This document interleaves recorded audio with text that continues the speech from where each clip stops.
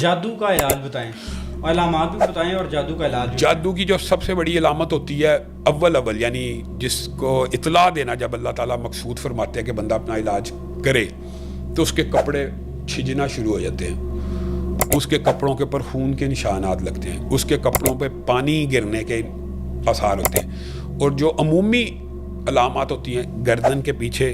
بوجھ محسوس ہوتا ہے، خواب آتے ہیں، اس کے اندر انسان سانپ دیکھتا ہے، چھپکلیاں دیکھتا ہے، بھینسیں دیکھتا ہے، گائے دیکھتا ہے۔ اس کا جو سب سے مجرب علاج ہے نا وہ وہی ہے کہ حفاظت کے سارے اذکار پڑھے، لیکن جس کو میں نے سب سے زیادہ مجرب پایا اور جس سے بہت زیادہ لوگ، ایک شخص تھا میرا دوست، اس کی بیوی کو کوئی 14-15 سال سے زیادہ ایک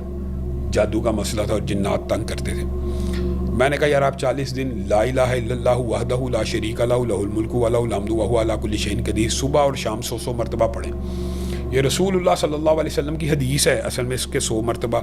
پڑھنے کے حوالے سے کہ شام تک اس کو کوئی چیز نقصان جادو نہیں پہنچا سکتا، اور شام کو پڑھے تو صبح تک نہیں پہنچا سکتا۔ علامہ ہشام الہی ظہیر آفیشیل چینل کو سبسکرائب کر لیں۔